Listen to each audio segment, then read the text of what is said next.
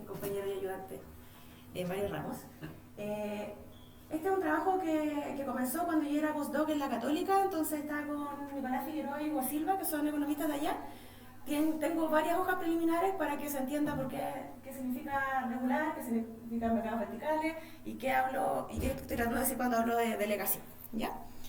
Entonces, lo primero, para los que han tenido como el típico curso de introducción a la economía, este es como el típico gráfico, que hay gente que dice que son los economistas solamente hacemos oferta y demanda y presentamos. Hacemos un poquito más que eso, pero voy a partir de eso porque es lo básico.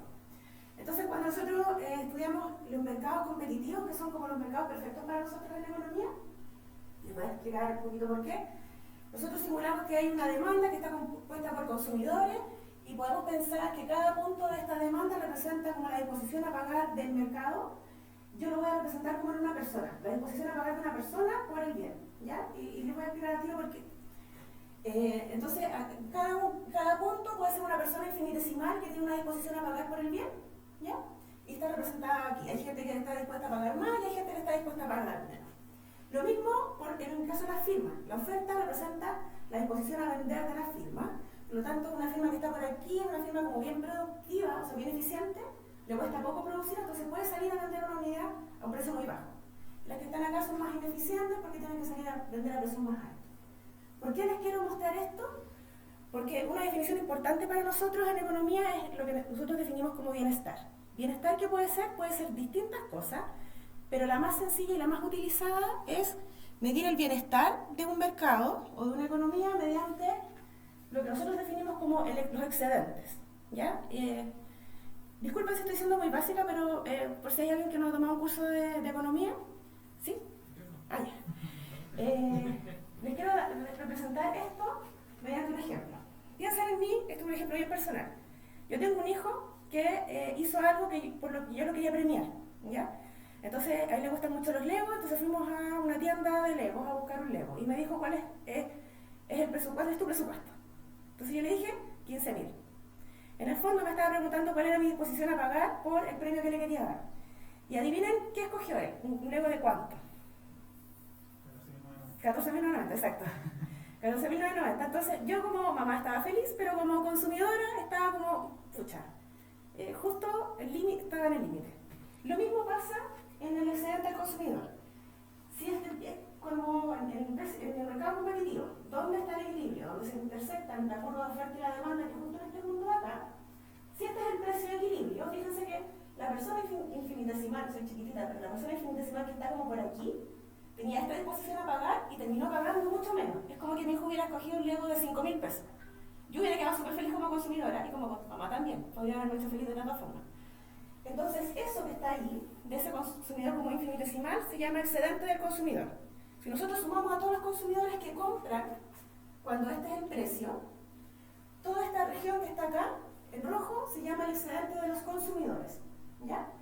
Cuando nosotros diseñamos políticas públicas, o nosotros tratamos de modelar lo que hace un planner, un planificador o un regulador, generalmente vamos a modelar como un planificador que está interesado en maximizar esta área, es decir, maximizar el excedente de los consumidores, que como les decía es la medida más básica de bienestar y la más sencilla, por lo tanto es la más utilizada.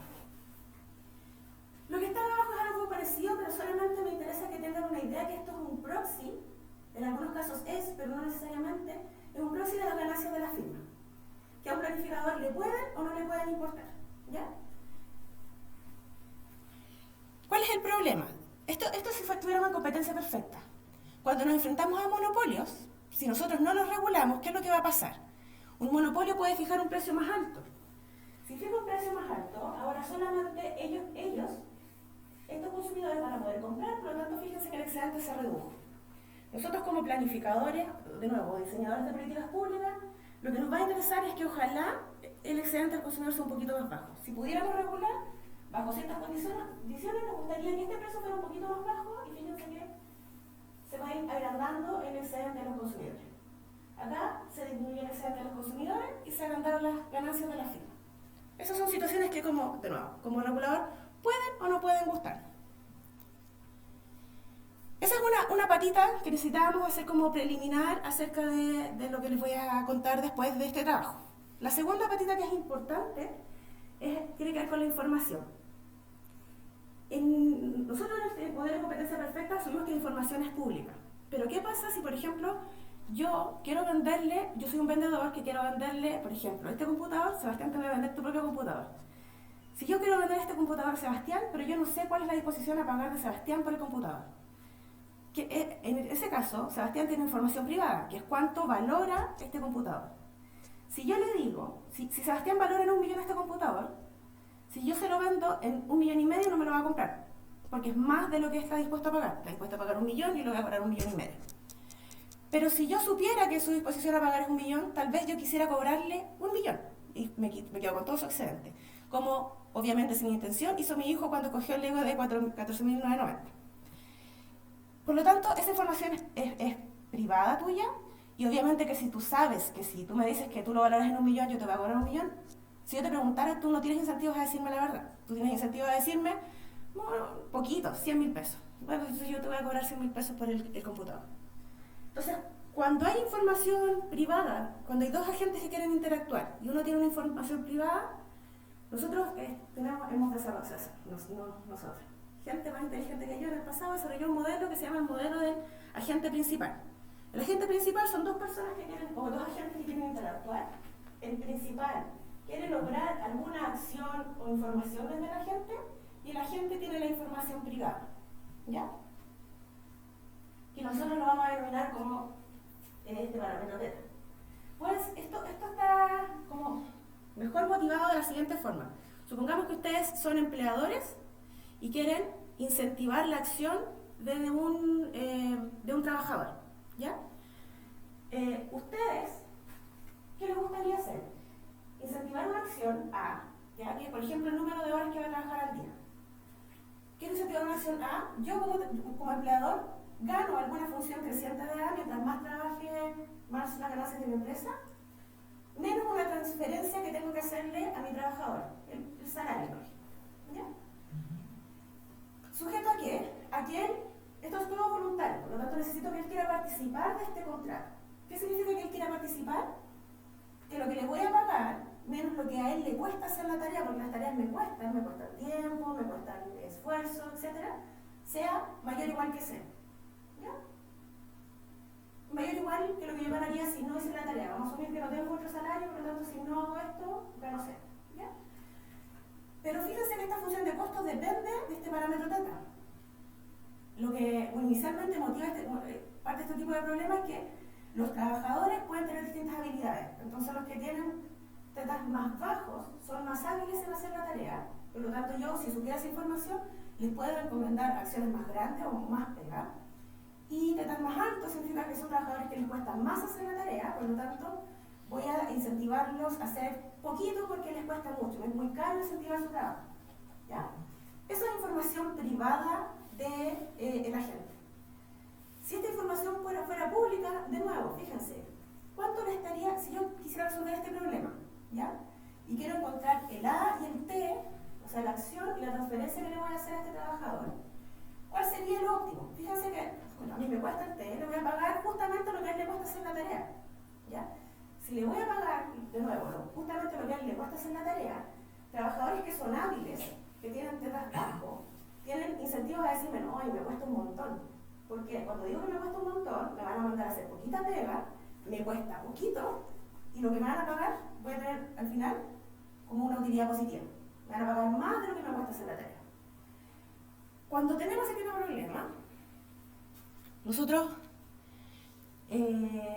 los atacamos mediante lo que se llama el diseño de mecanismos. De nuevo, sorry si es que lo conocen, pero la teoría de juego intenta modelar interacción estratégica y nos intenta entregar predicciones del juego. Una pregunta, esto solamente me recuerda a cosas que vi hace mucho tiempo en ingeniería. Esto es como, por ejemplo, el mecanismo de Vicky Clark-Groves de subastas, para que la gente diga la verdad. Exactamente. Es lo mismo. Esa es otra aplicación. Entonces, y la teoría de juego nos intenta dar predicciones y el diseño de mecanismos hace lo contrario. Intentamos establecer reglas del juego para llegar a ciertos equilibrios, ¿verdad? ¿Cómo lo hacemos al revés? Formalmente, Un mecanismo es un par, ¿ya? Que se compone de un mensaje y de una función que me da un resultado a partir de ese mensaje. Lo único importante es que es una función que toma el mensaje y dado el mensaje que puede ser cualquier cosa, ¿ya? Puede ser cualquier información, me va a dar algún output, o sea, por ejemplo, alguna tarea con alguna acción A con alguna transferencia. Ya me va a decir algún resultado. Si es que existe, dado cualquier mensaje, el mensaje, pensemos de nuevo en el ejemplo del trabajador y el empleador. El mensaje puede ser envíame tu currículum. Dado tu currículum, yo te voy a decir cuál es la tarea que vas a hacer y cuánto te va a pagar. El mensaje puede ser cualquier cosa. Si es que esto es un equilibrio, si esto representa un equilibrio, tenemos como el principio de la revelation principal, que nos ha evitado mirar un montón de mecanismos donde el mensaje puede ser cualquier cosa y me dice cualquier cosa que tú puedas implementar que es equilibrio, lo puedes implementar con un mecanismo directo. ¿Y qué es un mecanismo directo? El mensaje no es cualquier cosa, sino que dime tu teta. Dime cuál es tu parámetro. ¿Ya? Entonces siempre, desde ahí en adelante, en economía solamente nos centramos en lo que se llama el mecanismo directo. Entonces, este mensaje lo vamos a restringir a todos los mecanismos donde el mensaje es el espacio de teta, donde viva teta. Entonces, dado un agente que tiene un tipo privado teta y que reporta un teta prima, puede decir cualquier cosa, no necesariamente tiene que decirnos la verdad. Si sabemos que ese teta se distribuye según una cierta distribución F de algún soporte, un mecanismo directo va a ser como un contrato que es como una oferta alternativa. Si tú me dices esto, si tú me dices que este es tu teta, entonces esta va a ser la acción y esta va a ser lo que te va a pagar. Si tú me dices este otro teta, esta es tu acción y esto es lo que me vas a pagar. ¿Ya? Es como un menú de contratos voluntarios donde tú sabes lo que te va a tocar dependiendo de lo que tú digas.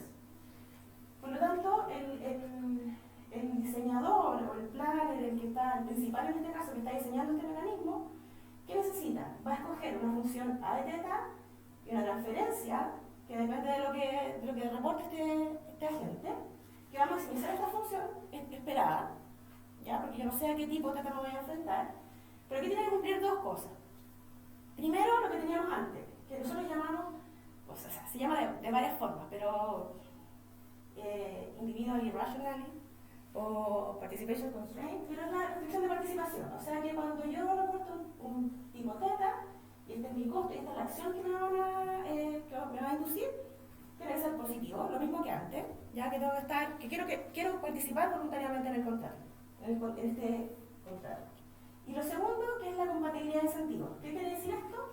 Que la utilidad de la gente cuando dice la verdad, o sea, cuando declara teta y se le asigna una acción A de teta, va a ser mayor que lo que yo ganaría con cualquier otro reporte, que no sea mi verdadero tipo. Y eso es la descripción de compatibilidad de incentivos. Ese problema, en distintos contextos, está súper estudiado, ¿ya? Entonces, ¿cuál es la solución de este problema?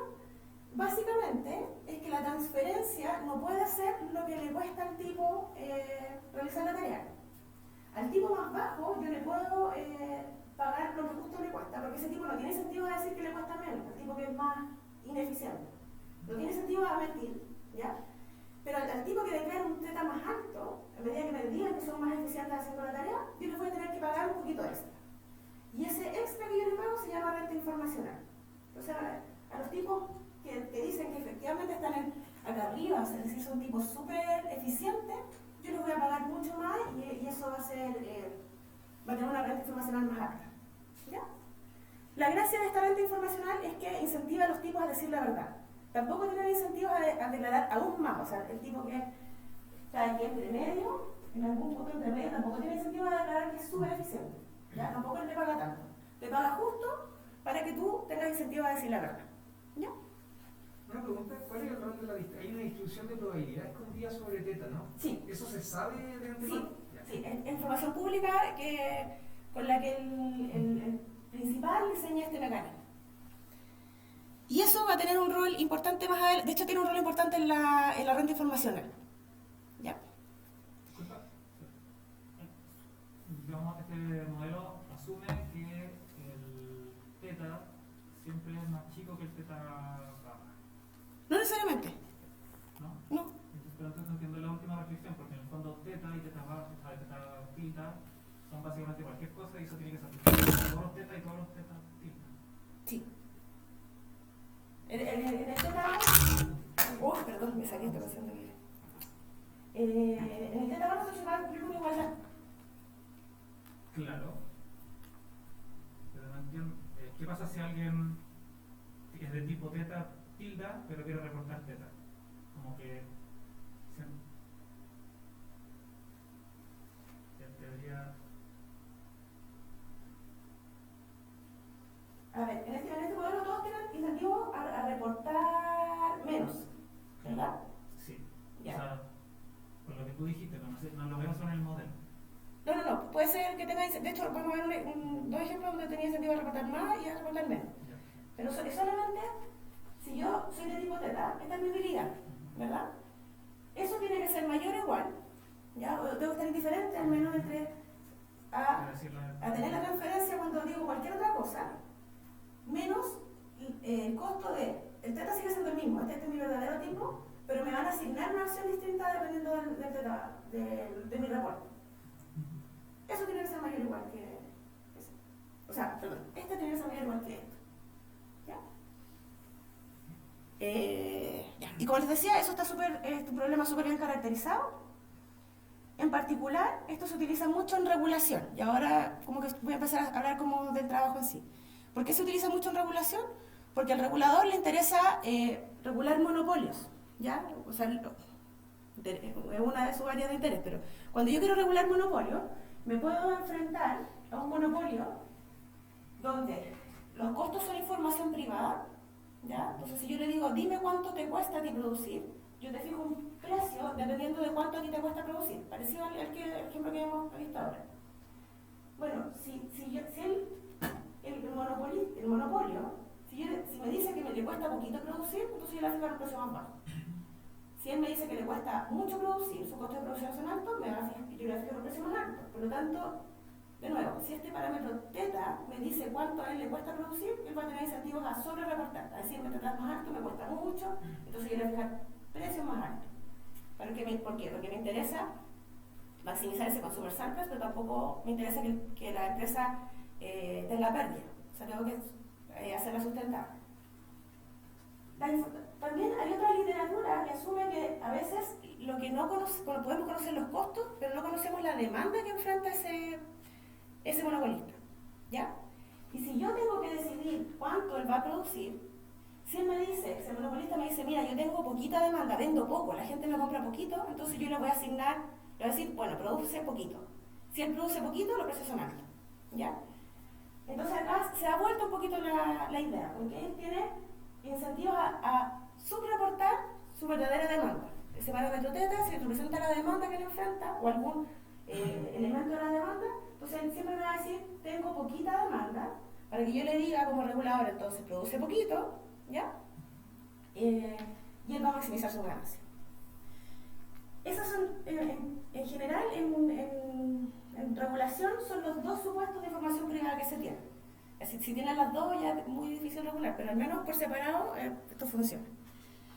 Y se resuelve más o menos con esta misma idea, salvo algunas modificaciones, pero como en el corazón es ese problema.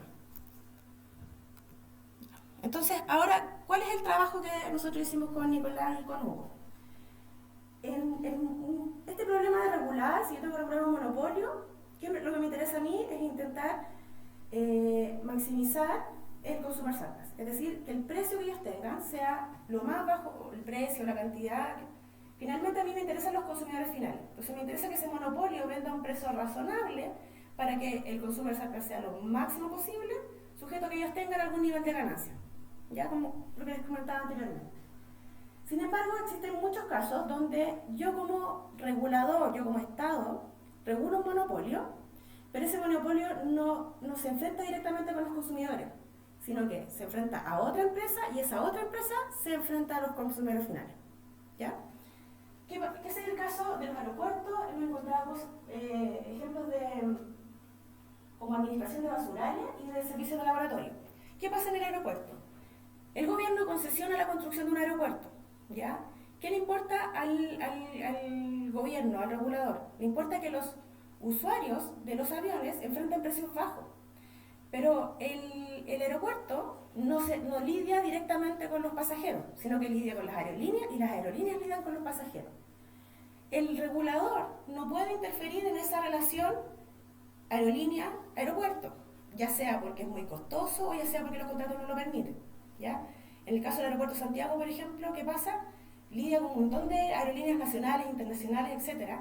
Entonces es muy costoso para el regulador estar pendiente de todos los contratos que tiene con cada aerolínea, etc.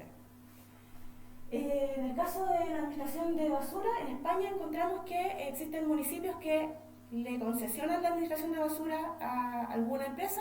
Esa empresa lidia con los camiones de basura, que son otra empresa, y esos camiones de basura van y te retiran la basura y te cobran algún precio. Por lo tanto, de nuevo, tenemos esta estructura vertical donde hay una empresa que, en el fondo, sus consumidores son otra empresa. Y eso lidian con los consumidores finales. Y los servicios de laboratorios también. Esto es en Inglaterra y esto es en España, donde encontramos unos casos donde el regulador como que concesiona estos servicios de laboratorio y ellos le venden estos servicios a los hospitales.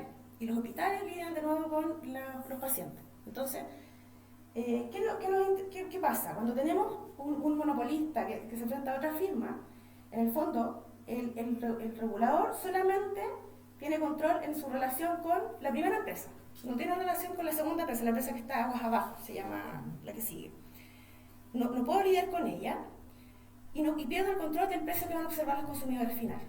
Entonces, nosotros estábamos tratando de ver si podíamos diseñar un mecanismo de delegación donde de alguna forma pudiéramos hacer que la firma con la que lidia el regulador pueda internalizar los incentivos de los consumidores, que están al final. Entonces, con nuestro benchmark natural, lo que nosotros partimos, siempre necesitamos un benchmark para compararnos, para saber cuál más lo hace nuestro mecanismo versus este benchmark. Nosotros decimos, ¿qué pasa si es que el regulador lidiara con las dos firmas? O sea, voy a seguir siempre con el ejemplo del aeropuerto para que sea un poco más claro. ¿Qué pasa si el Estado lidia con las aerolíneas y con el regulador? En términos de modelación, los resultados no cambian mucho, pero voy a asumir que es una aerolínea, por simplicidad. ¿Ya? ¿Qué pasa si yo lidio con la aerolínea y con el aeropuerto? ¿Cuál sería? Lo que vamos a decidir es el tamaño del aeropuerto, ¿ya? Por eso el costo va a tener que ver como cuánto me cuesta a mí producir un super aeropuerto o un aeropuerto chiquitito. Y en el caso de las aerolíneas, ¿cuántos pasajeros ellos pueden transportar? ¿Ya? ¿Y por qué estamos pensando en pasajeros? Porque las aerolíneas pagan. Hugo es experto en transporte, por lo tanto él nos da esta información. Las aerolíneas pagan o por pasajero que llega al aeropuerto o por vuelo que llega al aeropuerto, dependiendo de los tipos de contratos, ¿ya? Entonces nos interesa como ahí la cantidad, cuántos pasajeros o cuántos aviones van a llegar al aeropuerto. Entonces, obviamente ese sería el mundo ideal, no se puede implementar en la práctica, por lo tanto vamos a estudiar cuánto perdemos con este mecanismo de delegación, si podemos implementar el benchmark, que es nuestro caso ideal, y si este mecanismo de delegación debe considerar, por ejemplo, los incentivos monopólicos que tiene el aeropuerto. Es un monopolio, si usted piensa en el aeropuerto de Santiago, es un monopolio. Cómo cambia, y de hecho, una cosa importante de nuestro paper es cómo cambian los incentivos cuando yo soy un planificador, yo soy un Estado que me preocupa solamente a los consumidores finales, o soy un planificador que puede considerar las ganancias de las firmas intermedias. ¿Ya? Si puedo encontrar un mecanismo óptimo, si este mecanismo óptimo induce truthful revelation, que es que el tipo me diga su verdadero tipo, ¿ya? Y finalmente, una vez que hacemos esto, queremos estudiar los mecanismos simples. ¿Qué es un mecanismo simple? Estos mecanismos que yo les mostraba antes cuando tienen redes informacionales, en la práctica son difíciles de implementar, ¿ya? Porque es difícil implementar un mecanismo de pago que depende de un teta que es ficticio, la firma no conoce su teta. Entonces, cuando uno va a la práctica a las empresas y les dice, mira, tú puedes hacer esto, es chino. Entonces, ¿qué es lo que hay que hacer eso? Introduce el mecanismo simple, Nosotros estudiamos un mecanismo siempre que es utilizado en la práctica y vemos cuán bien le va respecto a nuestro mecanismo benchmark. Y para sorpresa nuestra, y ahí fue un resultado que descubrimos hace poco y que contradice un poquito el abstract que le había enviado, funciona súper bien. Entonces, ¿qué es lo que sería un mecanismo centralizado? Tenemos el principal, el planner, esto lo había el Estado, ¿ya? El Estado que puede ofrecerle estos mecanismos, ¿se acuerdan de estos que habíamos visto antes? Un mecanismo a cada uno, donde tenemos una firma upstream. La firma upstream es el aeropuerto que tiene una información privada sobre sus costos. Nosotros aquí, como estábamos al principio bien orientados al caso del aeropuerto, ya esto pensamos que la firma que está abajo arriba tiene información privada sobre cuánto le cuesta construir el aeropuerto. Tenemos una firma downstream, que todo lo que tenga D va a ser la firma downstream, que tiene información privada sobre la demanda. Solamente ellos conocen cuántos pasajeros vuelan en su aerolínea. Y ellos lidian con los consumidores finales. Y una cosa que nosotros añadimos, porque también se observa en la práctica, es que la acción, dado la información privada, el principal te va a ofrecer una transferencia y una acción, que la acción para nosotros es el tamaño del aeropuerto. Tan grande es el aeropuerto, y la transferencia es lo que te pago por construir el aeropuerto, una transferencia directa. Si el principal lidiera directamente con la aerolínea, ya le va a decir, bueno, ¿cuántos pasajeros tienes que transportar? Y cuánto, acuérdense que las aerolíneas pagan por usar los. Entonces la transferencia en este caso va desde la firma downstream al principal. ¿Cuánto me tienes que pagar? ¿Ya? Ahora, quiero hacer un pequeño paréntesis. Como acá es lo que le tengo que pagar, y ellos tienen incentivos a subreportar su demanda, cuando ellos me digan demandas más altas, yo te voy a cobrar menos. Ya la parte informacional como que va a hablar. Y ellos lidian con los consumidores finales. El tamaño del aeropuerto, acá que es AU, va a impactar directamente los costos de las aerolíneas. ¿Ya? Porque aeropuertos más grandes me van a significar a mí precios más bajos. O sea, puedo llevar hartos aviones. Por lo tanto, eso aliviana mi función de costo. Aeropuertos más chiquititos significa que para mí es más costoso llegar a ese aeropuerto. Por lo tanto, vamos a asumir que eso dispara los costos o aumenta los costos de la base. Por lo tanto, esta flechita que está acá refleja solamente que la acción que toma la firma upstream, el aeropuerto, va a impactar los costos de la aerolínea. ¿Ya? Y eso nosotros lo llamamos capping. Cuando yo hablo de capping me refiero a ese impacto que tiene en los costos de la aerolínea la acción del aeropuerto.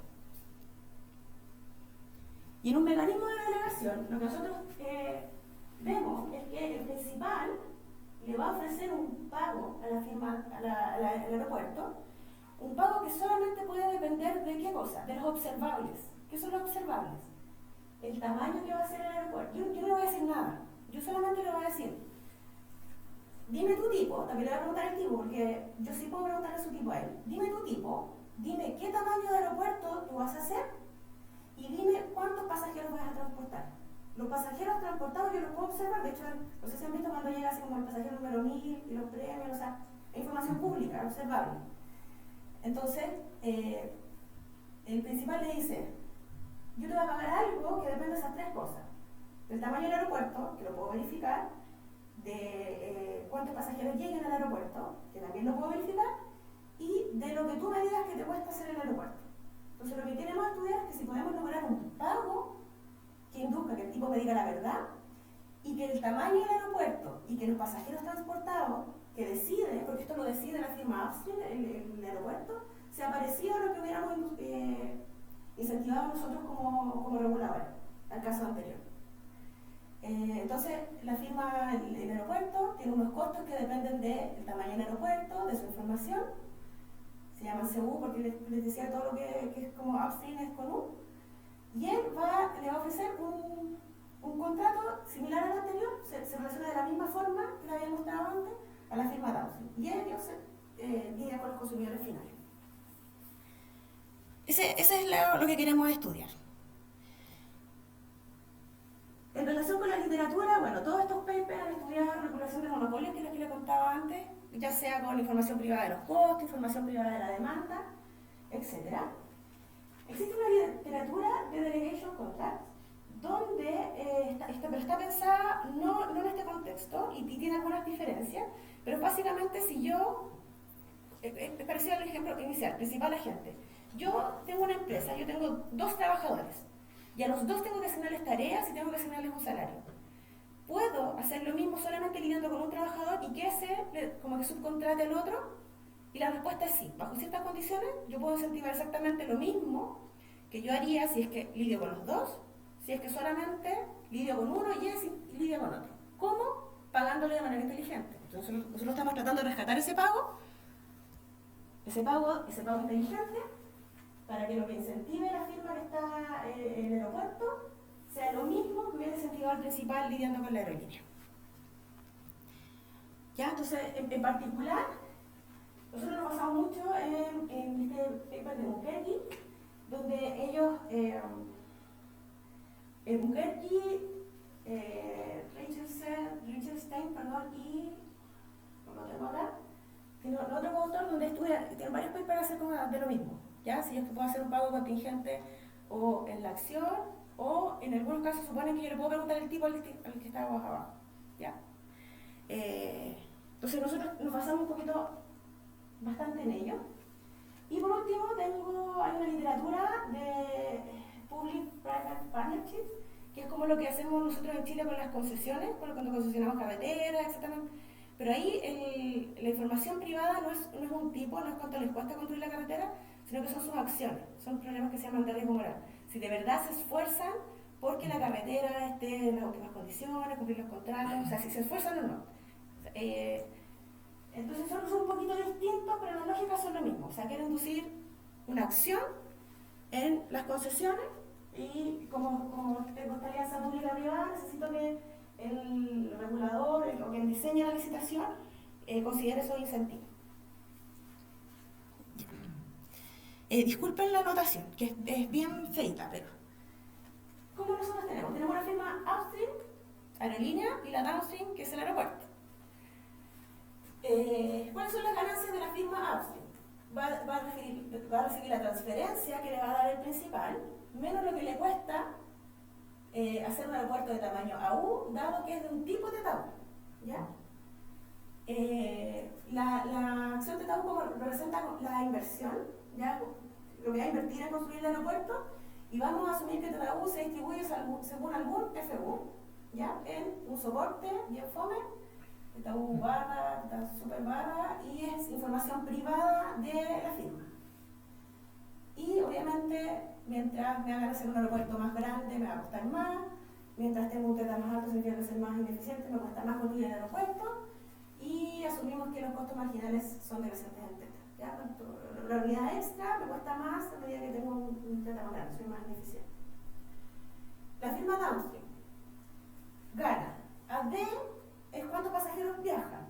Entonces esto es como cuántos pasajeros por el precio, que depende de cuántos pasajes ofrecí y depende de la demanda que yo, ese parámetro que está de, menos lo que me cuesta traer pasajeros a este aeropuerto, que depende de cuántos pasajeros traigo y depende de aún, lo que les decía antes, depende del tamaño del aeropuerto. Aeropuerto más chico me va a costar más, aeropuerto más grande me cuesta menos. Menos lo que tengo que pagar por usar el aeropuerto. La transferencia ahora, en el caso de, cuando usemos el caso benchmark, esa transferencia se la pago directamente al Estado, el regulador. Y cuando estemos hablando de delegación, esta transferencia se la tengo que hacer a la firma que está al aeropuerto, la firma que está ahora arriba, estoy lidiando con él. A ver, representa la cantidad, de nuevo, es información privada de la firma. La demanda voy a asumir que esta es la demanda, lo que nosotros llamamos la demanda inversa. Es creciente en teta más alto significa que enfrento mayor demanda. Y esta derivanza también es creciente, pero las funciones hacen estas cosas solamente.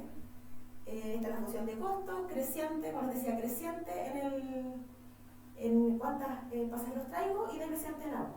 O sea, mientras más grande el aeropuerto, más barato me sale traer gente. Y como bien decía Sebastián, estas F tienen que ver con las rentas informacionales, ¿ya? Y necesito que estas cosas, este FU, acuérdense que como el uno es costo y él tiene incentivos a decir que sus costos son más altos, como a sobre reportar y estos tienen incentivos a subreportar. Necesito cosas distintas, necesito que este ratio sea creciente y que este otro ratio sea decreciente, ¿ya? Porque esto tiene que ver con las fuentes informacionales, pero por mí les pido que, para no alargarme tanto, no quise creer en esto, pero que me crean, ¿ya? Tienen que ir en esa dirección. Entonces, nosotros vamos a modelar un gobierno, ¿ya? Que quiera maximizar lo que se llama el expected value. ¿Qué quiero que va a hacer? Va a ser el social welfare. Es esto que está acá, es el excedente de los consumidores, lo que les mostraba en rojo al principio de la exposición, menos la transferencia que le tengo que hacer a la firma que está abajo arriba, por eso le tengo que pagar por hacer el aeropuerto, más lo que recibo de la firma que está abajo abajo, este es el caso centralizado, lo que me paga la aerolínea, más lambda U veces las ganancias de la firma que está, las ganancias del aeropuerto, más lambda D las ganancias de la aerolínea. ¿Ya? ¿Qué significa eso? Lo que les decía antes. En algunos casos puede que el gobernador le importen las ganancias de la firma. ¿Ya? Por lo tanto, puedo que en mi función objetivo yo los considere, entonces lambda U es un número entre 0 y 1, casi nunca 1, ¿ya? Y lambda D también es un número entre 0 y 1, casi nunca 1. Como son dos firmas distintas, el aeropuerto y la aerolínea, consideramos lambda U y lambda D que pueden ser distintos. ¿Por qué? Porque nos poníamos en el caso, suponga que la aerolínea es una línea extranjera. Puede que me importe menos que las ganancias que tenga el aeropuerto que una empresa nacional. Podría ser, o puede ser igual, ¿ya? En general, lo más clásico es considerar esto en serio y que solamente te importa el consumer surplus. Pero, para hacer esto más complejo, los pusimos y los consideramos. Ya, en el mecanismo centralizado, fíjense que aquí introduje otra notación que es el delta UD. ¿Por qué? Porque este consumer surplus intenta capturar los dos casos, el caso centralizado y el caso de delegación. Entonces, cuando el mecanismo centralizado no hay ninguna transferencia entre las firmas, por lo tanto el delta UD desaparece. En el caso de delegación, la firma que está más abajo, la aerolínea no le paga al planner, por lo tanto este TD desaparece, sino que solamente existe este TUD, que es la transferencia de la firma downstream al outstream, de la aerolínea al aeropuerto. Y obviamente las restricciones de compatibilidad de incentivos cambian en el caso de delegación y en el caso centralizado. Ya, entonces, ¿cuál es el problema del regulador? El problema que... perdón. Lo que quiere hacer el regulador es encontrar la acción, el convenio AU, que depende de la TAU que va a declarar, cuando yo lidio con ambos, una transferencia que depende de lo que me declare la firma que está del aeropuerto, una acción que le voy a incentivar a la firma que está aguas abajo, a la aerolínea, que depende de ambos tipos, y una transferencia que depende de su reporte, que maximice el consumer surplus. Este es alfa 1 y alfa 2, son los mismos lambda 1 y lambda D que se me quedaron en una notación anterior que tenía. ¿Sujeto a qué? A que teta U maximice la utilidad de los tipos. Es la misma la restricción que tenía antes de compatibilidad de incentivo. Decir que cuando yo digo la verdad, mi utilidad es mayor que cualquier otra, esto es lo mismo. Que mi verdadero valor maximice mi utilidad, que el verdadero valor de la firma downstream maximice su utilidad, y que esa utilidad, cuando digo la verdad, sean positivas para cada uno que quieran participar. Esto es compatibilidad de incentivo y esto es restricción de participación, ¿ya? O participación voluntaria. Eso, como es fíjense que es lo mismo el problema anterior, solamente que ahora tengo dos agentes. Básicamente la idea es la misma. La solución óptima de este problema es un AU estrella y una D estrella que maximizan este problema, donde HU lambda U es lo que está acá. ¿Ya? Fíjense que es finalmente la transferencia que le voy a hacer a la aerolínea, al aeropuerto, perdón, más HD lambda D, que va a ser la transferencia que me hace, o que le hace a mí como regulador, la aerolínea. Y fíjense que ¿cuánto le voy a transferir yo a la firma, al aeropuerto? Le voy a transferir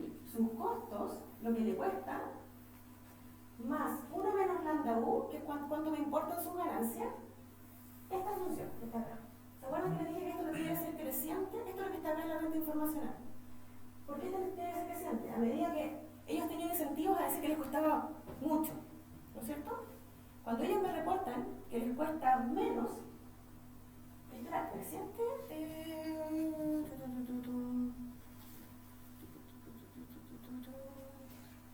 Perdón, déjenme volver un poquito eso. Ya, creciente en teta U. Cuando ellos reportan mayores costos o mayores valores de teta U, yo les voy a estar pagando mayores rentas informacionales, por lo tanto el pago total va a ser mayor. Acá pasa lo contrario. Acá, ¿cuánto me tiene que pagar la aerolínea por operar en el aeropuerto? Me tiene que pagar lo que ellos ganan, que es el precio por la cantidad de pasajeros que vienen, menos lo que les cuesta, menos esto que está acá. Fíjense que les estoy descontando esto. ¿Qué quiere decir? Que les estoy descontando que me digan la verdad. Cuando me reportan más demanda, yo les voy a estar cobrando menos. Esa es la idea. Y fíjense, esto también es importante. Estas rentas informacionales yo se las tengo que pagar al aeropuerto. ¿Ya?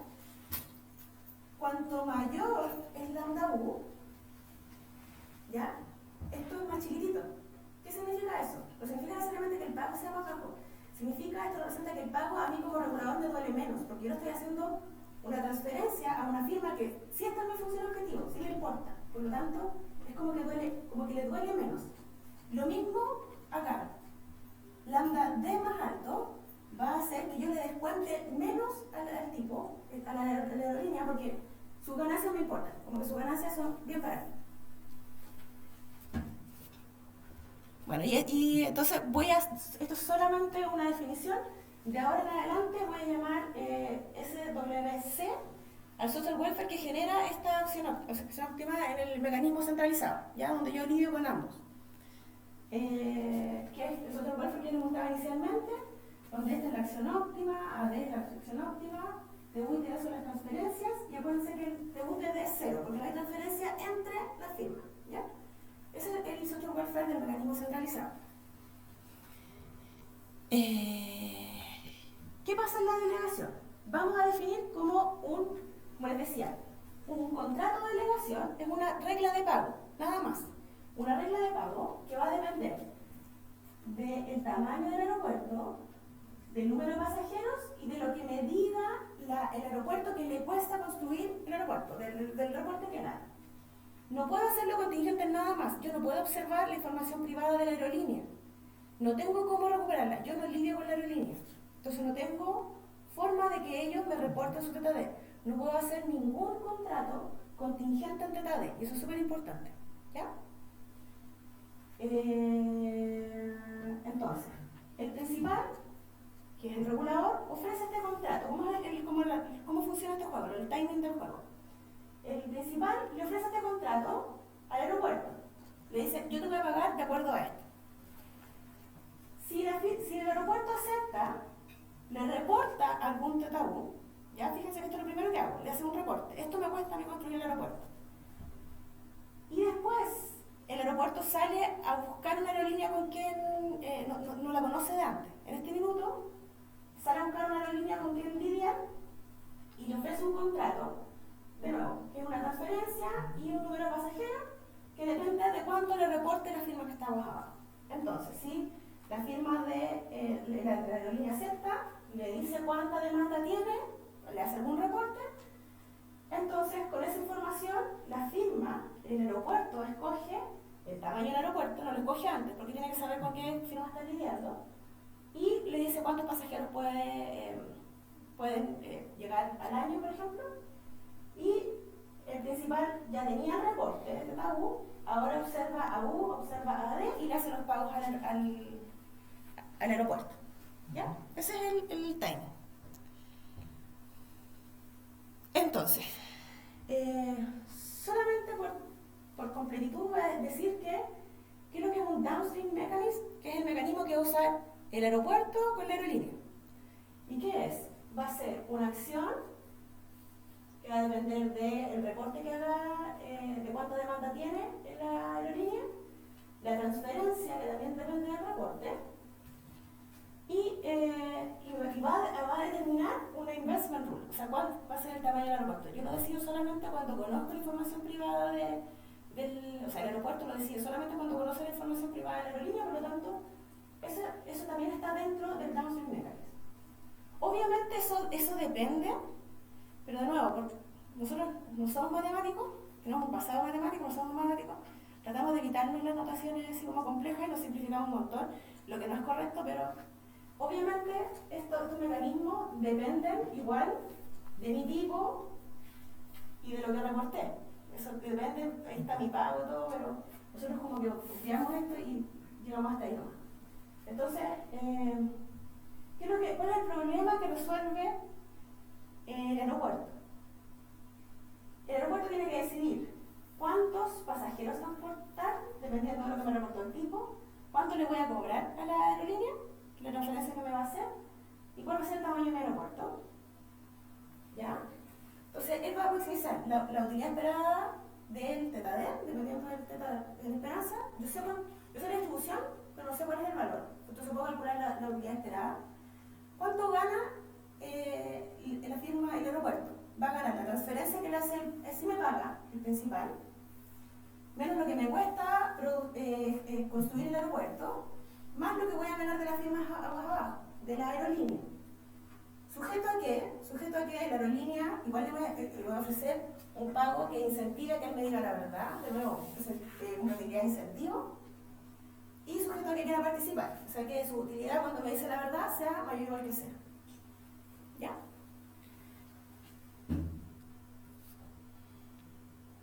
Entonces, primero vamos a definir qué es lo que podemos implementar. Algo va a ser implementable a través de la delegación si existe un pago, obviamente que... Déjenme volver acá. Algo va a ser implementable, un AD de θD y una U de θD van a ser implementables si existe un pago, tal que bajo ese pago, esas son las reglas óptimas, o sea, maximizan ese problema. Entonces, algo implementable si existe una regla de pago X, tal que a X es justamente esa regla y a U de X es justamente esa regla. ¿Ya? Entonces, este es nuestro primer resultado, que es un poquito más general que el resultado de Mukherjee. ¿Qué nos dice? Una asignación, una regla, a U y a D que dependen de estos parámetros va a ser implementable por el principal si existe una función de pago G que solamente depende de las acciones, del tamaño del aeropuerto y del número de aerolíneas, una función N que depende del tamaño del aeropuerto y de la información privada del aeropuerto, donde G va a ser creciente en ambas variables, solamente puesto por el contexto del problema. En el contexto más general esto se podría relajar. Necesito que a medida que el tamaño del aeropuerto sea más grande, fíjense, aeropuertos más grandes y mayor cantidad de pasajeros, ¿qué van a significar? Van a significar menores precios para los consumidores. Por eso necesito que G sea creciente. Eso tiene que ver con los incentivos del principal. Que sea creciente y necesito que esta derivada cruzada sea decreciente. ¿Ya? Entonces, algo va a ser implementable para el principal si esto maximiza esto, donde esta regla de pago va a ser igual a esta función G. G solamente le pido que sea creciente. Al L solo le pido que sea submodular. Y B le pido una cosa particular. B tiene que tener esta forma, que está acá.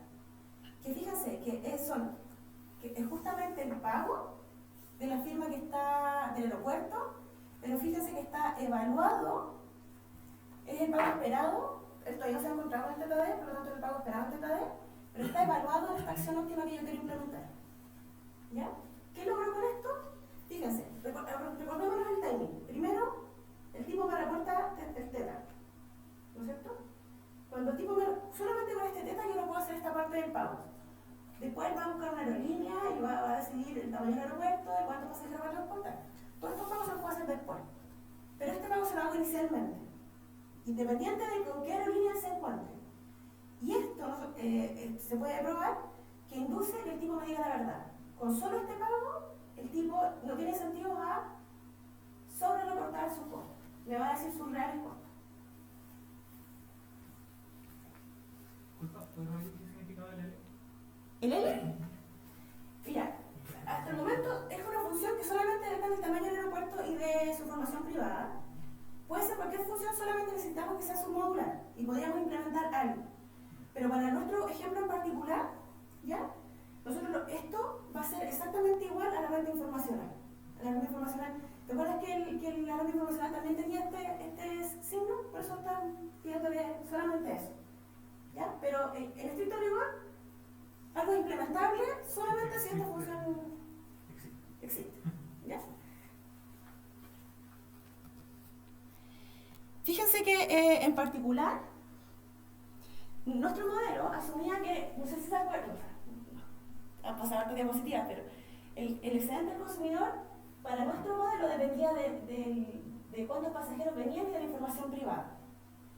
Nosotros vamos a asumir una forma funcional después, que son las clásicas asociaciones en la economía, y de casualidad obtenemos que este consumer surplus solamente depende de AD. Ya, por eso este colorario. Si el consumer surplus solamente depende de AD, y el principal, y les explico en un par de diapositivas por qué esto. Si el principal no le interesa la aerolínea, o sea, el lambda D es igual a 0, nosotros, si decimos que esa función G de U de AD es sencillamente el consumer surplus, donde está arriba, y este era la renta informacional, entonces podemos incentivar las mismas acciones que incentivan el principal en el mecanismo centralizado. O sea, podemos hacer exactamente lo mismo con delegación. ¿Ya? Fíjense que esto es importante y creo que queda claro en la siguiente diapositiva, si no me equivoco. No. Ya. ¿Por qué? Y voy a tratar de comentar al tiro. ¿Por qué el lambda D tiene que ser 0? Es importante eso. Cuando yo delego, ¿se acuerdan que yo insistí harto en que cuando yo delego yo no puedo hacer ningún pago contingente en el TTD porque yo nunca lidio con la aerolínea y nunca voy a observar esa información. Por lo tanto, yo nunca le puedo ofrecer al aeropuerto un pago contingente en la información privada de la aerolínea. Por lo tanto, nunca puedo hacer que el pago, o sea, nunca logro internalizar o nunca logro que el aeropuerto internalice las ganancias de la aerolínea. Si yo como principal tengo un lambda mayor que 0, yo nunca voy a lograr que el aeropuerto considere como su función de objetivo las ganancias de la aerolínea. Nunca. ¿Ya? Entonces por eso les decía, si nosotros fuera como un paper clásico donde solamente nos interesa el excedente del consumidor, estábamos listos. O sea, aquí ya podemos implementar nuestro second best, que es como el benchmark, caso benchmark, y estamos súper bien. Pero, por completitud, quisimos considerar el caso donde sí, al principal le pudiera importar las ganancias de las firmas. No vamos a caracterizar el mejor mecanismo de delegación, solamente sabemos lo que podemos implementar y ahora vamos a considerar un caso sencillo que es comúnmente usado en la práctica. ¿Y cuál es este caso? Esta función G de AU de AD que yo le voy a pagar al aeropuerto va a ser S por AD, o sea, un precio que voy a pagar por pasajero transportado.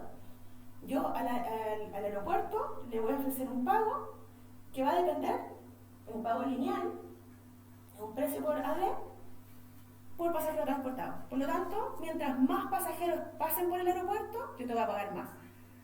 ¿Eso va a lograr que yo incentive exactamente la misma acción que en el caso benchmark? No necesariamente, pero lo hace súper bien. Eso es lo que yo les he adelantado. Fíjense que cuando hago este S por AD, no necesariamente logro que el aeropuerto internalice las ganancias de la firma, pero sí incentivo a que deje que más pasajeros pasen por el aeropuerto, que es lo que haría sin este incentivo. Y como les decía, voy a fijar este N como la renta informacional de la firma aguas arriba. Definición solamente que lo voy a llamar S, es social welfare S, el social welfare que genera este mecanismo que va a depender de S, el tamaño del aeropuerto, dado el reporte, va a depender de cuánto le pague y de los reportes. Teta U, teta D, voy a llamar XS a este pago, donde el G ya les dije qué forma tiene, ya les dije. No hay transferencias desde la firma downstream a la firma upstream, y no hay una transferencia entre las firmas, porque esa es delegación. Entonces, dado eso, ¿por qué defino eso? Porque quiero decir cómo voy a escoger el S. Voy a definir lo que se llama el delegation regret, que es como cuánto pierdo, porque voy a perder, no estoy incentivando exactamente lo mismo que la firma, que el principal incentivaría si logra negociar con los dos. Voy a escoger el S que minimiza la diferencia que genera el mecanismo centralizado versus el mecanismo lineal, simple, en términos del social welfare que se genera en el mecanismo centralizado. O sea, quiero minimizar 1 menos la esperanza de este ratio. ¿Ya? Mientras estas cosas sean más parecidas en esperanza, esto va a ser más parecido a 1, por lo tanto, eso va a ser 0. ¿Cuál es el problema que tengo? Bueno, voy a considerar estas formas funcionales porque son como clásicas en economía y en verdad hasta aquí no llegamos mucho más lejos. Entonces asumimos ciertas formas y hicimos ciertas simulaciones. Voy a asumir que esta es la demanda, ya esta teta D, mientras mayor sea teta D, más grande la demanda que enfrento. Estos son los costos de la firma del aeropuerto. Un medio, teta U, esta es la información, mientras más alto es teta U, más me cuesta. Costo cuadrático. El costo de la aerolínea va a ser, fíjense que dijimos que tiene que depender del tamaño del aeropuerto. Fíjense, acá tenemos menos D a U. Mientras más grande el D, significa que más impacta los costos. Si D fuera cero, esto solamente depende de cuántos pasajeros transporta. ¿No es cierto? A medida que D es más grande, significa que mientras más grande es el aeropuerto, más me impacta, más me reduce los costos de mi como aerolínea. Entonces, este D, ¿se acuerdan que yo les decía que esto de afectar a la otra que iba a llamar coupling? Este D representa el coupling. Mientras más grande sea D, más coupling tiene estos problemas. Teta U con teta D es la demanda, voy a asumir que es uniforme 0,1, ¿ya? Y los costos uniforme 1 y 2. En este caso, en particular con estas formas funcionales, nuestro consumer surplus es AD cuadrado medio. Entonces, tenemos el buen caso donde sí podríamos implementar el first best, el second best, perdón, el caso benchmark, porque la función no depende de teta D, de la información privada, si es que el lambda D fuera 0. O sea, si el planner no le interesa la firma que está aguas abajo.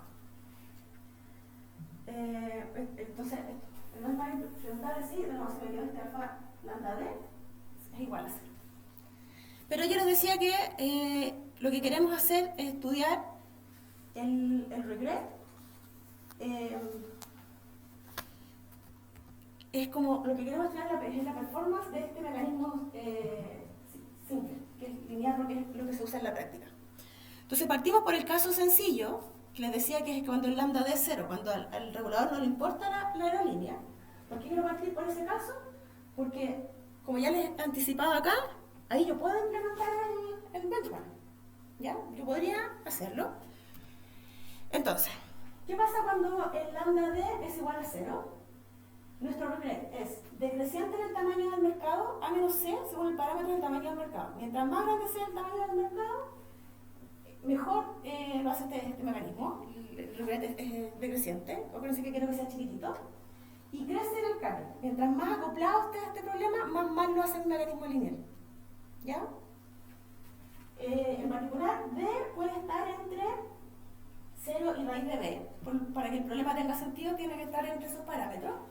Y particularmente cuando D es 0, el regret es 1/4 1 menos z de a menos c. Y z de a menos c es una función creciente que tiene la gracia que cuando tiende a infinito, esto tiende a 4. Entonces, básicamente, tamaño muy grande, desaparece el problema. Un mecanismo simple lo hace casi tan bien como en el límite, lo hace casi tan bien como el benchmark. Y cuando tenemos muchos problemas de coupling, o sea, el D raíz de B, esto es menor o igual que 73, claro, una aproximación bien fea, pero 73 120 menos de nuevo Z, de A menos C 12 avos. Y esto cuando el A menos C tiende al finito, se hace algo así como 0,27. O sea, perdemos un 27% aproximadamente. Incluso en el caso bueno, que el tamaño del mercado es grande, perdemos algo así como el 27% en relación al caso benchmark. Hasta aquí nosotros dijimos, este es el problema sencillo, el problema cuando el lambda D sea mayor que 0 vamos a tener problemas. ¿Por qué vamos a tener problemas? Porque la firma upstream no es capaz de internalizar las profits de la firma downstream. Por lo tanto, acá el mecanismo lineal lo va a pasar a hacer súper mal. Sorpresa para nosotros fue que no. Fíjense cómo cae el regret cuando el lambda crece a 1. Va decreciendo. ¿Ya? Entonces, ¿qué quiere decir esto? Que cuando al principal le importa la firma, le importa las ganancias de la aerolínea, el mecanismo lineal lo hace, a medida que más le importe, lo hace cada vez mejor. Eso es súper raro. ¿Por qué pasa esto? Esta es la intuición que tenemos, porque demostración formal todavía no tenemos. ¿Qué es lo que pasa? Recuerden que nosotros estamos tratando de minimizar una esperanza. Entonces queremos que en esperanza nuestro mecanismo lo haga bien. Esto son las acciones AD. ¿Ya? El social welfare yo lo puedo escribir solamente en función de cuántos pasajeros llegan. ¿Ya? Si yo reemplazo las condiciones de primer orden, podría escribir el social welfare solamente en función de AD. Entonces, miramos los AD y miramos los θD. ¿Cuál AD me induce este mecanismo de delegación en los distintos casos? Los que están con líneas no punteadas, las líneas como gruesas, son lo que se induce en el caso benchmark. Lo que está en azul acá, es el AD que se induce cuando, no sé si se ve bien, pero cuando el lambda D es igual a 1, cuando a ti te importa full las ganancias de la firma que está del aeropuerto, de la aerolínea. Y el lambda D, y el que está en rojo, es el AD con el lambda D 0, cuando no me importa nada las ganancias de la aerolínea. Entonces fíjense que para los distintos θD, lo que va a pasar es que obviamente, acuérdense que la firma tiene incentivos a decir que yo tengo poquita demanda. Por lo tanto, acá tengo diferencias, pero a medida que estos tipos de θD va creciendo, hay que tener incentivos a decirme la verdad. No importa las ganancias, no tengo que pagar las rentas informacionales. Entonces, y estas son las acciones que se inducen. Esto es cuando el lambda D es 0 y esto es cuando el lambda D es 1. Las acciones que se inducen por el mecanismo lineal. Cuando yo le pago, cuando yo delego y le pago por pasajero transportado. Y lo que va pasando, fíjense, cuando lo que hace el principal no puede hacer nada contingente de TAD. Entonces fíjense que la pendiente es exactamente la misma, no cambia la acción que yo puedo inducir. Lo único que yo cambio es cuánto te voy a pagar, SS. Por lo tanto, lo que está haciendo el principal en el fondo es moverse desde donde parte, es como que traslada esta curva, pero no necesariamente cambia la pendiente de la curva. La pendiente es exactamente la misma. Entonces, lo que va pasando es que cuando a medida que el lambda D crece, esta pendiente es más parecida a lo que induciría el benchmark, por lo tanto, la esperanza de esta diferencia va a ser más chica que en este caso. Entonces, sorpresa, el mecanismo lineal lo hace incluso bien si es que el aeropuerto, es que si el gobierno le preocupan o le empiezan a preocupar en alguna medida las ganancias de la aerolínea. Corrí, pero eso es lo que les quería mostrar. Nosotros desarrollamos unos contratos nuevos que le permiten delegar al principal en distintos contextos, caracterizamos lo que se puede implementar y demostramos que el mecanismo lineal simple logra condiciones muy parecidas o igual de buenas que lo que induciría el principal si es que pudiera negociar con las firmas por separado. Muchas gracias. Un aplauso para Andrea.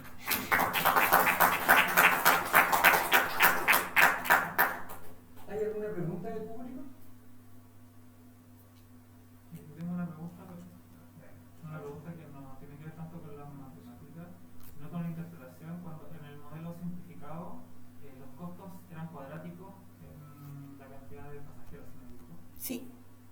me causó curiosidad si hay alguna interpretación, digamos, de la vida real que pueda decir que los costos sean, o sea, que el costo de, no sé, de construir un aeropuerto crezca tan rápido en función del tamaño del aeropuerto. Eso es lo que entiendo yo por esa. Acá, esto es claro, el costo de... En mi intuición, en general, cuando uno quiere producir mayor cantidad de lo que sea, te empieza a salir más barato. No La necesariamente. segunda suele ser negativa, y eso me sorprendía ese fondo. Sí, no necesariamente. En el fondo, lo que estamos... No sé, piensa que es como decir que para construir un metro más necesito, por ejemplo, un camión más. Ver si yo quiero, por ejemplo, si para construir un tamaño, el tamaño del aeropuerto o un metro cuadrado de aeropuerto necesito un camión. Si quiero construir un metro cuadrado, uno, voy a necesitar dos camiones. Entonces te van saltando los costos. Usualmente para este tipo de problemas, sobre todo cuando tú tenés monopolios, se asume que los costos lineales, o sea, los costos son cuadráticos. Porque no necesariamente eres el único que está construyendo eso. Entonces no tenéis esas economías de escala si es que hubiéramos muchos demandando las mismas cosas. Es un poquito la idea.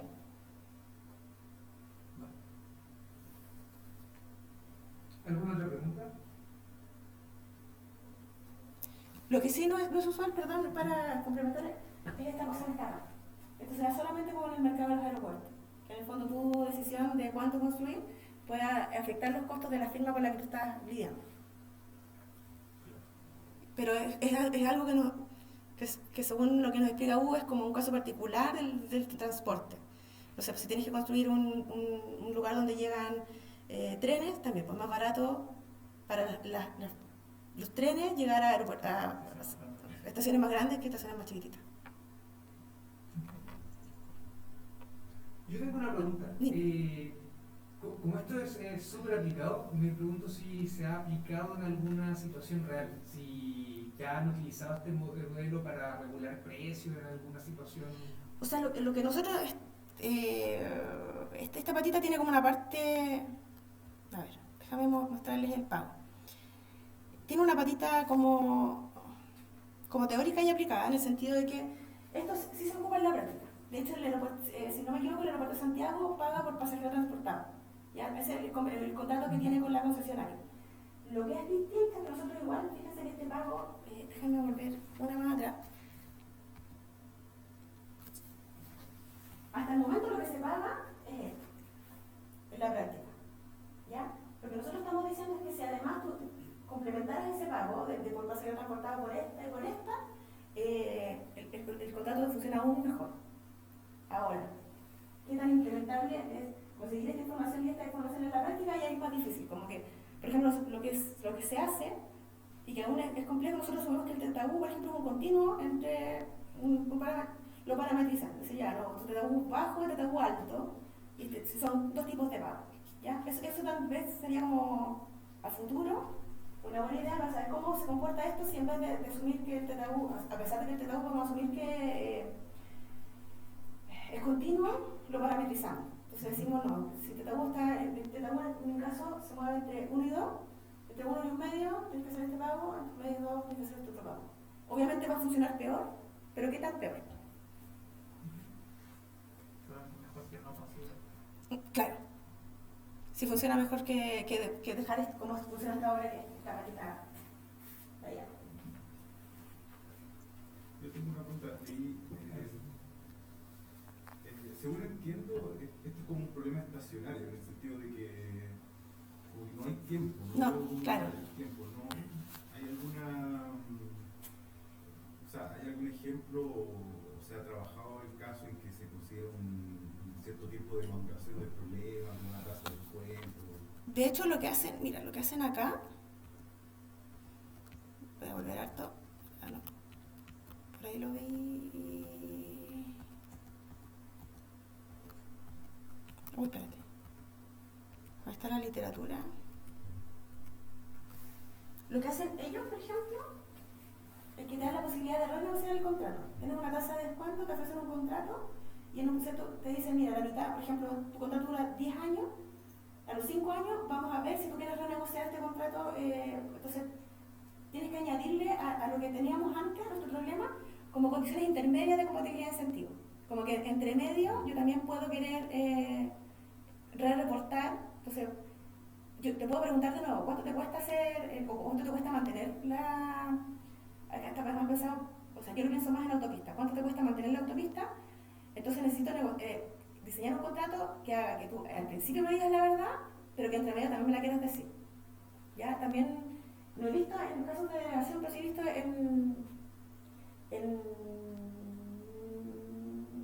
bueno, un problema en particular donde tú periodo a periodo tienes que negociar y tu información privada puede cambiar durante el tiempo.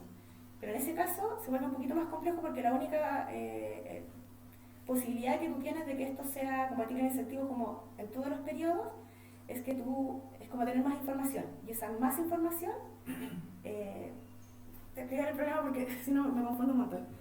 Imagínate que no sé si has visto que de repente hay como fábricas o como un galpón donde yo habilito varias cocinas y como que llega gente y vende comida a domicilio y yo te arriendo un espacio. ¿Ya? Entonces yo tengo que decidir, yo soy la dueña del espacio y tengo que decidir cuán grande va a ser el espacio.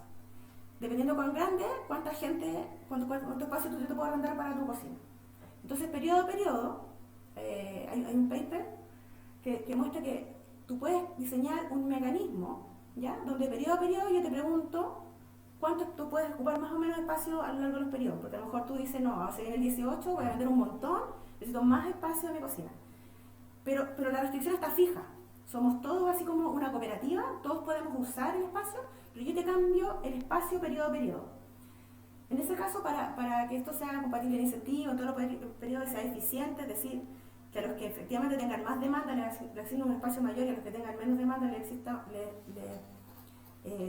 asignen un espacio menor, necesito más información. Lo que en ese paper en particular que te estoy hablando lo reflejan como una señal de mercado. O sea, tú hoy día me dices cuál es tu demanda, ya cuánto vas a vender, y esa demanda te da a ti una señal, de hecho es un proceso markoviano, de cuánto va a ser tu demanda mañana.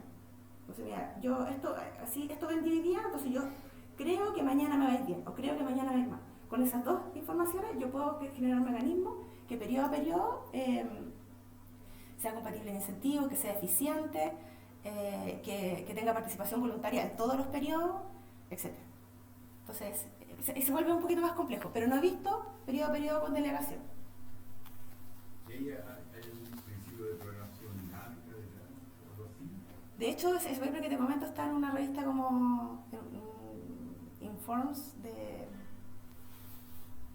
te mentiría si te digo la revista, pero el otro día lo vi con unos colegas y me dijeron que era una revista de investigación de operaciones más que... De hecho, tiene una revisión de literatura de investigación de operaciones y una revisión de literatura de economía. Las tiene por separado. Bueno, entonces agradezcamos nuevamente a Andrea. Gracias a ustedes.